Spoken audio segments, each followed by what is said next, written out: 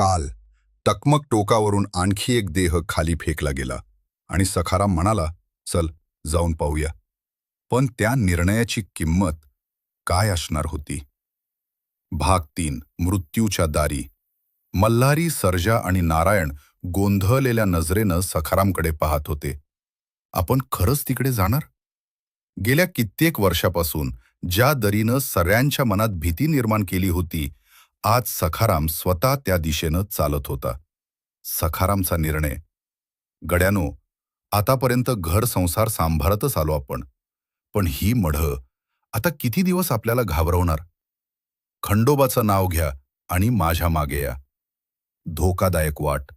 पाऊस थांबला होता, पण ओढे अजूनही तुडुंब वाहत होते. चिखल, पाणी आणि मनात दडलेली भीती. घोडा एका झाडाला बांधून चारही जण ओढ्यात उतरले. अचानक घोडा जोरात किंचाळला. तो वेड्यासारखा धडपडू लागला आणि अचानक लगाम तोडून जंगलात पडून गेला. भीती वाढते. नारायण घाबरून म्हणाला, गड्यानो, काहीतरी चुकीचं होतंय, मागं फिरूया. पण सखाराम थांबायला तयार नव्हता. भिवू नको, पुढे चल. पुराचा कहर. ओढ्यात पाणी वाढत होतं छातीपर्यंत. चारही जण एकमेकांचा हात धरून पुढे सरकत होते आणि अचानक भयानक डरकाळी.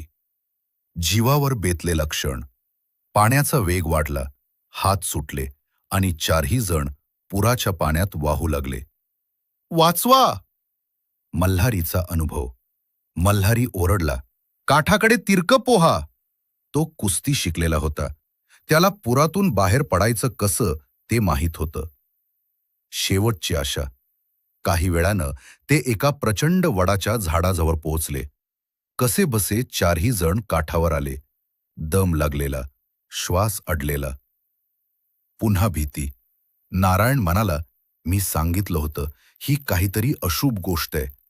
पण सखाराम पुन्हा धीर देत म्हणाला, हे सगळं फक्त भीती आहे. चला पुढे जाऊया. जंगलात प्रवेश. जंगल शांत होतं, पण ती शांतता खूप काही सांगत होती. आणि अचानक मृत्यू समोर. झुडपं हलू लागली. एक नाही, दोन नाही, 5, 6 प्रचंड वाघ. अंतिम क्षण. चारही जण थिजले. हालायलाही धजावत नव्हते. वाघ जवळ येत होते. एक झेप आणि सगळं संपणार होतं. आणि तेव्हाच सुस सुस, एकामागून एक बाण. वडाच्या झाडामागून कोणीतरी ते बाण वाघांच्या समोर आदळले. अविश्वसनीय. ते प्रचंड वाघ क्षणात थांबले आणि भीतीनं मागे वळून जंगलात पळून गेले. तो कोण होता ज्याच्या बाणांपासून वाघ सुद्धा घाबरले? तोच, तो काळाकभिन्न माणूस. पुढच्या भागात उलगडेल भाग 4 लवकरच. सबस्क्राईब करा, कारण कथा आता खरी सुरू होते.